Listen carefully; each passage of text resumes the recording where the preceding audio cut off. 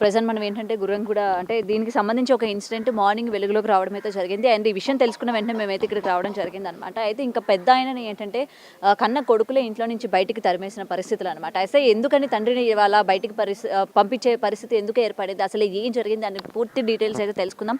ఇవాళ మనతో పాటు పెద్ద ఆయన ఉన్నారు. అయ్యా నమస్తే అండి. అయితే పొద్దున నేను ఏంటంటే మీది చూడడం జరిగిందనమాట. మిమ్మల్ని బయటికి పంపించేయడం, మీ కొడుకులు పంపించేయడం నేను చూసాను అనమాట. అందుకని వెంటనే అసలు ఏం జరిగింది ఏంటి అని తెలుసుకుందామని చెప్పి మీ దగ్గరికి రావడం జరిగింది. అసలు ఏం జరిగింది, ఎందుకు మీ కొడుకులు అంత నిర్దాక్షిణంగా బయటికి పంపించారు? అమ్మా సమానం రోడ్ల మీద ఉంటారు వీళ్ళు, పిల్లలు పెద్దగా అయ్యిండ్రు ఇక అని చెప్పి ఆ టెలికాంలో 200 గజాలు ఉండేది. 200 గజాలు ఉంటే ఒక్కటే 100 గజానికి నా తాన పైసలు ఉన్నాయి. 100 గజానికి నా బిడ్డ పెట్టింది. మేము ఇద్దరం కలిసి 200 గజాలు తీసుకున్నాం. తీసుకొని మా ముసలామ పేరే చేసినాం. అయితే ఆడ కిరాయి పిండి తాన బాపనాయన కాల్ చేయమన్నాడు. అలా మీద దైర్జన్యం చేసిండు. తాగి వచ్చి దైర్జన్యం చేస్తే వాళ్ళకల్లా ఎందుకు నాయన తాగే అని ఆస్మేను సార్కు చెప్పిండు. వీళ్ళు కాల్ చేయించు. ఇంకేడిపోయినా వీడు ఆగేటోడైనా వీళ్ళు కాల్ చేపిస్తారు అని చెప్పి ఆ 200 గజాలు అమ్మిన 33 లక్షలకు 33 లక్షలు కట్టిన దానికి ఆ ఇల్లుకు 33 లక్షలు కట్టినాక ఒక మేము లోన్ తెచ్చుకుంటాం అని చెప్పి మా పేర చేసుకుంటామంటే లోన్ తెచ్చుకోరే ఇప్పుడు నీ పేరు అయితేంది నా పేరు అయితేందిరా ఒకవేళ రిజిస్ట్రేషన్ కాడికంటే తోలుకపోతుంది ఏడికంటే తోలుకపోతుంది పైసలు అయితే నేను కడిచి అని అంటే ఏమో నీదైతే నాదైతుంది అని అన్నాడు. 2 నెలల తర్వాత నాకు 2 కొడుకులు 2 బిడ్డలు. అయితే నా చిన్న కొడుకు యాక్సిడెంట్ అయ్యి అల్కాపూర్ బస్ స్టాప్లో యాక్సిడెంట్ అయ్యి చచ్చిపోయినా. చచ్చిపోతే ఆయనకి 2 బిడ్డలు ఉన్నారు. నేను అన్న ఓనాడు అమ్మ ఏమిరా మరి ఆ పిల్లలు కూడా ఇంత పాలు ఇవ్వాలి, ఇంకా తండ్రి లేని పిల్లలే చిన్నప్పటి నుంచి నా ఇంకా కష్టం చేసినవాడు వాడు, నువ్వు ఆ ఒక్కనాడు కష్టం చేయకపోతువు అని చెప్పి నేను అన్న నాకేం చేసాడు, నా కొడుకుది ఫోటో ఉంటే ఫోటో తీసుకుపోయి పలక తెంగిండు. ఎక్కడో వాళ్ళకి తెంగిండు. నా ఫోటో ఎందుకు వాళ్ళకి తెంగిండ్రు, ఎక్కడ వేసిండ్రు అని చెప్పి నేను అన్న అనేటలకలగా లొల్లి పెట్టింది. లొల్లి పెడితే కల మా ముసలామ్మను కొట్టింది. మా కోడలు ముసలిదాన్ని కొట్టింది. ఎందుకు మా కొడుకు ఏమన్నాడు, అమ్మో ఏం ముసలిదాన్ని కొడుతున్నావు, దానికి బీబీ షుగర్ మనిషి కిందగిన పడుతుంది అంటే కల చెప్పించుకొని నన్ను కొట్టింది. చెప్పించుకొని కొడతావేమే, ఏమన్నా కొడుతున్నావు ఎందుకు సంగతి అయినా కానీ కొడుకు కింద ఎత్తేసి ఆమె కొడుకు కింద ఎత్తేసి గుద్దిండు. కింద ఎత్తేసి గుద్దిండు. ఏ మరి కొత్త గుద్దే బదులు సంపురా మరి ఇడికి కూడా మాసిపోతుంది అని చెప్పి నేను అంటే ఇక ఏడికి పోలీస్ స్టేషన్కి వచ్చినా న్యాయం జరగలే, ఏడికి పోయినా న్యాయం జరగలే. ఈ సర్ది అయిందా రెడ్డి దానికి పోయినా పోతే నువ్వు ఏడికి వద్దు, నేను అందరికి ఫోన్లు చేసి చెప్తా కానీ నువ్వైతే పోయి ఇల్లు పేర చేసుకోపో అన్నది. వీళ్ళ దానికి వస్తే వీళ్ళు ఎవరు పట్టించుకుంటలేరు. ఈ 4 ఏళ్ళ నుంచి తిరిగి నాకు యాస్టకు వచ్చింది. యాస్టకు వచ్చినాక పోయి సంఘం వాళ్ళ కాళ్ళ మీద పడ్డామ్మా నీ కారణం.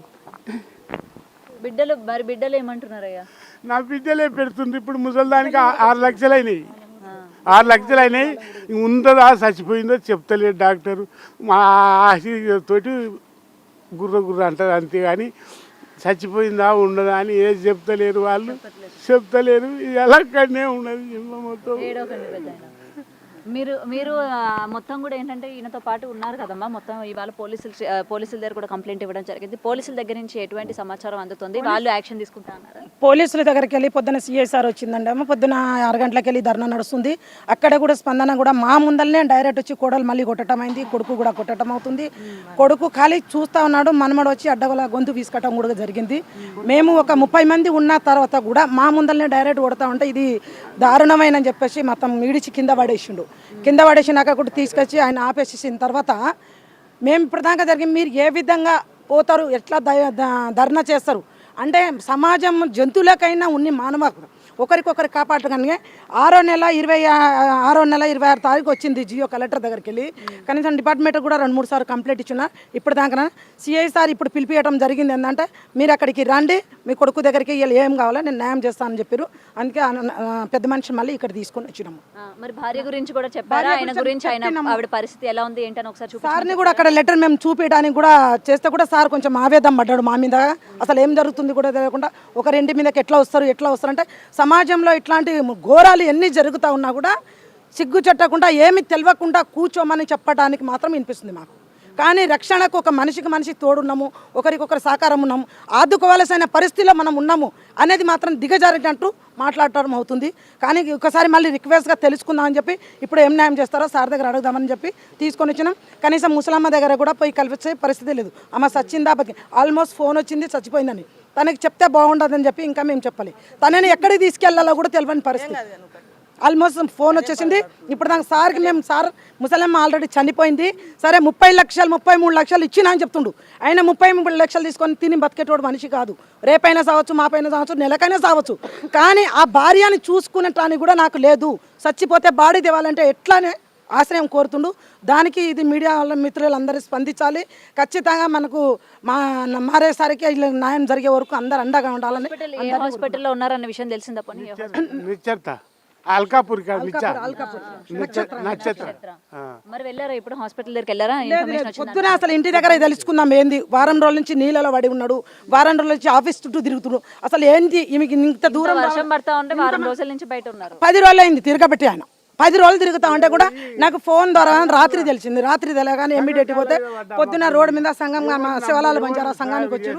రాగానే తెలియగానే పొద్దున నిజమేంది తెలుసుకోవాలి, అసలు ఏందనేది తెలుసుకుంటే పరిధిలో తెలుసుకోవచ్చు. పోలీస్ స్టేషన్కి విషయం ఏం తెలుసుకోవాలని చెప్పి సంఘటనలో పోతే ఎందుకు వచ్చినావు ఏందనేది కూడా, ఎక్కడున్నావు, ఎందుకు వీళ్ళని తెచ్చినా అనేది కూడా లేదు. అప్రతంగా రావటం కొట్టడమే సురు చేస్తుండు. అంటే ఆ పెద్ద మనిషి ఎందుకు వచ్చిండు, వీళ్ళు ఇంతమంది ఎందుకు వచ్చి అసలు మీకేం చెప్పిండు, ఏం చెప్పి తీసుకొస్తే వచ్చిరు అనేది కూడా సమాజం అడగకుండా కొడుతుంది. అరే నువ్వు అట్లా చేసినావు ఇట్లా చేసినా అది విధిం చేసి కొట్టడమే సురుజంగా తను అడగడం లేదు. దాని తర్వాత మేము అందరం కలిసి వాళ్ళని లోపలేసి తలపేసినాం. వాళ్ళు కొడతా ఉంటే వాళ్ళనే లోపలేసి మేము తలపేసాం. ఇది దారుణం ఆయన మీదగా. అందుకే సార్ దగ్గర మీరు ఏదైనా విషయం ఫస్ట్ పోలీస్ స్టేషన్కి ఇవ్వాలి. ఆల్రెడీ కలెక్టర్ ఇచ్చిన నేను తీపించిన ఫోన్ వాట్సాప్ ఆడదు వేరే వాళ్ళు పంపిస్తే తెలిసిన వాళ్ళు పంపిస్తే నేను తీపించిన పొద్దున తీపిచ్చి కలెక్టర్కి వెళ్ళి ఇది వచ్చింది సార్ లెటర్, మరి ఏ విధంగా న్యాయం చేద్దాము. సరే ఆయన ఇల్లు అయినా అడుగుతుండు, ఆస్తి అయినా అడుగుతుండు. ఆస్తి ఇవాళ తీసుకున్నా రేపు చచ్చిపోయేటోడే. కానీ తన భార్యని హాస్పిటల్కి వెళ్ళి డిశ్చార్జ్ చేసుకురావాలంటే కూడా పైసలు కావాలంటారు. ఏ విధంగా ఆ పోలీస్ స్టేషన్లో కూర్చున్నా, ఇక్కడ కూర్చున్నా, నలుగురు కావాల్సిన అంటే నలుగురిని కూర్చోబెట్టి మాట్లాడి తను న్యాయం చేద్దాం అంటే మీరు పిఎస్ దగ్గరికి రండి, నేను ఖచ్చితంగా న్యాయం చేస్తానని చెప్పి సార్ అన్నారు. అందుకే ఇడికి రావడానికి అయిందమ్మ. ఇది ఇక్కడ న్యాయం జరగకపోతే ఆయన ప్రాణం పోయినా ఆయనతో పాటు సొంతంగా మేము కూడా ఇదే వర్షంలో ఆయన తడి కూర్చుంటానికి సిద్ధంగా ఉంటాం. నా పేరు సక్రీబాయ్, శివలాల్ బంజారా సంఘం రాష్ట్ర నాయకులు, భారత communist party CPI getter council number. నేను సో ఏది ఏమైనా సరే ఏంటంటే మీకు న్యాయం జరగాలనే కోరుకుందాం. అయినా సరే ఇంత అమానుషంగా కన్న కొడుకులే కొడుకు ఇట్లా చేయడం అనేది నిజంగా దౌర్భాగ్యమనే చెప్పాలమ్మా. ఇంకో విషయం, ఇంత ఏజీ తన ఏజీ కూడా మనం బతుకుతామో లేదో తెలియదు. తన ఏజీలో కూడా మనం ఉంటామో లేదు. కన్న కొడుకు మీదనే ఏ తండ్రి అయినా అబద్ధం ఆడతాడు. 3 లక్షలు ఇచ్చి 30 లక్షలు అంటే ఆయన ఒక పసిపిల్లగాడు కాదు, ఒక మతి తప్పిన మనిషి కాదు. ఆయన కష్టపడి ఆయన కడుపులో మోసి కష్టపడి ఆయన సుఖం కూడా ఇడిచిపెట్టి ఇవాళ బతికిచ్చేస్తానంటే బతికిన మృగాల కంటే ఎక్కువ చంపడానికి సిద్ధంగా అయింది. దీనికి ఖచ్చితంగా అందరు కాపాడాల్సిన సమాజంలో అందరికి ఎలుగు రావాలని కోరుకుంటున్నా. ఇట్లాంటి ఉన్న దానికి అమ్మటే స్పందించాలని కోరుకుంటున్నా అందరినీ. అండ్ మీరు ఇప్పుడు లీడ్ తీసుకున్నారు కాబట్టి ఎలాగ పోలీస్ డిపార్ట్మెంట్కి మీరు డిపార్ట్మెంట్ వరకు వచ్చి మీరు ఈ విషయాన్ని తెలియజేశారు కాబట్టి డెఫినెట్గా సిఐ గారు యాక్షన్ తీసుకుంటారు. డెఫినెట్గా దీని గురించి మాట్లాడతారు. అలాగే ఆయన వైఫ్ ఎవరైతే ఉన్నారో ఆమెను కూడా బయటకు పంపిస్తారని అయితే డెఫినెట్గా అంటున్నారు. మీరు అంటున్నారు ఆమె చనిపోయిందని కూడా. మరి ఇప్పుడు మళ్ళీ కూతురులతో మాట్లాడారా? వాళ్ళ కూతురుతో మాట్లాడుతూ ఉంటే సైట్కి పిలిపించి ఇప్పుడు చెప్పింది డిఫరెంట్. కాకపోతే మళ్ళీ ఆయన లోలో గుమిలిపోతాడని చెప్పి ఆయన మాట్లాడుతుంది, కళ్ళు తెరుస్తుంది, చూస్తుంది అనేది ఉంది. డిక్లేర్ ఇక్కడ ఏమైనా తెలిసిపోతే అవి ఇప్పుడు 10 నిమిషాల్లో మనకు తెలిసిపోతుంది. ఇప్పుడు సార్ ఏం చెప్తారో సార్ దగ్గరికి తీసుకెళ్తున్నాం. నిన్న 3 డేస్కి వెళ్ళి తిండి లేదు, నిద్ర లేదు, కూర్చుంటాను. ఇప్పుడు కొంచెం ఛాయ్ తాపించుకొని తీసుకొచ్చినాం. ఆ పరిస్థితి కూడా చూడలేకుండా పొద్దున్న మా మంది కూడా మళ్ళీ కొట్టడం దెబ్బలు. ఆయన ఆ బాబు మీద మనమడ మీద ఆల్రెడీ ఇంతకుముందు కేసు ఉందంట. గంజాయి తాగుతాడు, అదేంది గంజాయి అమ్ముతాడు. గంజాయి తాగుతాడు. ఇదివరకు దూదిపేట పోలీస్ స్టేషన్ లో పడితే ₹1,00,000 కట్టి ఇడిపించుకొని వచ్చిన తాతకు ఈ రోజు ఘటంగా అదే నిశతోటి అదే దాడి చేయటం. మళ్ళీ ఎస్ఐ పోయి దండం పెట్టి నువ్వు వచ్చినావు వచ్చారు మీరే. నేనే దండం పెట్టా, కాలు పట్టుకుంటే పెద్ద వద్దు కొట్టని, నువ్వు కాలు పట్టుకోవద్దు, ఇడిచిపెడతా పట అని ఇడిచిపెట్టాడు ఎస్ఐ దూదిపేట గుడం పోలీస్ స్టేషన్. ఇప్పుడు నా ముసలిది బతికితే నాకు అదే సాల్ది, దండం పెడతా. నా పైసలన్నా నాకు రావాలి, ఆ ఇల్లు అన్నా నా పేరు కావాలి. ఈ రెండే. ఆవేదమ్మ కూడా తన భార్య బతికి ఉంది, నేను కాపాడుకుంటా, నాతోటి కలకాలం కలిసి కాపురం చేసి నలుగురు పిల్లల్ని కలిసి నాతోటి ఇంత ఏజ్ గడిచింది కాబట్టి తను బతికి ఉంది. ఆ బతికించుకుంటానికి ఆస్తి కావాలని కోరుకుంటుండు, కానీ ఆ ఆస్తి తిని ఆయన అమ్ముకొని ఇంకోటి ఏదో చేయడానికి మాత్రం కోరుకోవట్లేదు అనేది ఆవేదన ఆయన దగ్గరికి వెళ్ళి మనకు కనిపిస్తుంది. అయినా ఇంత వయసు ఆయన చూస్తుంటే మనకే చాలా అనిపిస్తా ఉంది కదా, అసలు ఏ విధంగా కొట్టాలనిపించింది అసలు వాళ్ళకి అర్థం కాదు. కానీ కొంచెం కూడా కోడలు చెప్పు తీసుకొని నాకు కొడితే ఇప్పటికీ చెవిని రాదు. అంటే మంచిగా అన్నం పెట్టని ఇది అని పిలిపించుకొని లోపల గొల్ల మెసి కొడతారంట ముసలోనికి. ఆల్రెడీ కొట్టారు కూడా అయిందాక. ప్రాణభయం ఉంది, ఏ టైం అయినా ఇడిసి పెడితే కూడా ఆస్తి ఇస్తాన్ని కూడా చంపడానికి సిద్ధంగా ఉన్నారు. ఆయన ఏమైనా కూడా కారణం వాళ్ళే. అంట 6 లక్షలు నాకు పెట్టు, నేను కేసు తీసేస్తా, ఆ ముసలోనికి చంపేసి కేసు నేను చేసుకుంటా అని అన్నాడంట. ఎవరు లాయర్ అంట. ప్రజలకు న్యాయం చేయాల్సిన న్యాయమూర్తి అనమాట ఇట్లాంటి పనులు అనమాట. నైట్ సంపూర్రి తెలంగాణ మొత్తుకోర్రి, నేను బయట చూసుకుంటా అన్నాడంట ఆయన. అన్న నాటి నుంచి ఇక ఒకటే ఉరుకులాట. ఆయన గురించి చెప్పారా పోలీసులకి? చెప్పారా?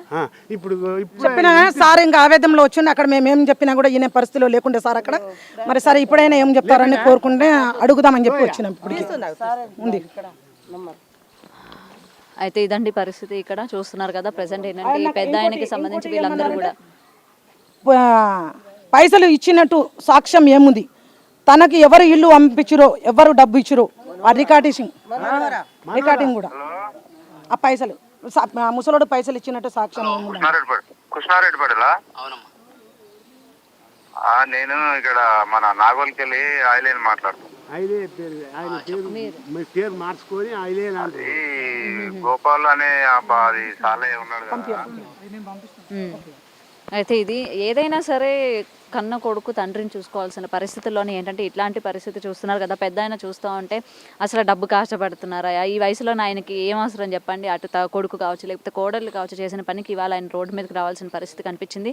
అలాగే ఆయన భార్య కూడా ఏంటంటే హాస్పిటల్లో ఉన్నారు. ఆమె ఎలా ఉంది ఏంటి అని అయితే ఈయన ఆవేదన చెందుతున్నారనమాట. కనీసం భార్యను చూపించండి, ఆమె హెల్త్ ఎలా ఉంది, ఆమె బతుకుందా లేదా అనే విషయం కూడా కనీసం మాకు చెప్పండి అని అయితే వేడుకునే పరిస్థితులు అనమాట. ఏదైనా సరే కన్న కొడుకు తండ్రిని ఈ వయసులోనే ఇలాగా నిర్దాక్షిణంగా వదిలేయడం అనేది నిజంగా దౌర్భాగ్యమైన చెప్పాలి. ఇంకా ఏ సమాజంలో కూడా చూస్తున్నారు కదా, కోడలు ఎంత దారుణంగా కొడుతున్నప్పటికీ కూడా ఏంటంటే కొడుకు దగ్గరకు వచ్చి వద్దని కూడా చెప్పలేని పరిస్థితి అనమాట. సో ఇదండి, ఏదైనా సరే పోలీసులు వీళ్ళకి న్యాయం చేయాలని అయితే డెఫినెట్గా కోరుకుందాం. అండ్ పోలీస్ డిపార్ట్మెంట్ కూడా అప్రమత్తం అయ్యారు. సో డెఫినెట్గా వెళ్ళి వాళ్ళతో మాట్లాడతాము. అండ్ కొడుకు కోడలతో కూడా మాట్లాడతాము. ఎవరైతే లాయర్ కొడుకుకి ఏ విధంగా అయితే చెప్పారో సమాధానాలు, సో వాళ్ళని కూడా మాట్లాడతామని అయితే ఇక్కడ మనకి పోలీస్ గారి మాటల్లో వింటున్నాము. సో చూడాలి, ఈయనకి ఏదైనా సరే న్యాయం జరగాలని అయితే కోరుకుందాం. For more videos like this, subscribe Big TV channel.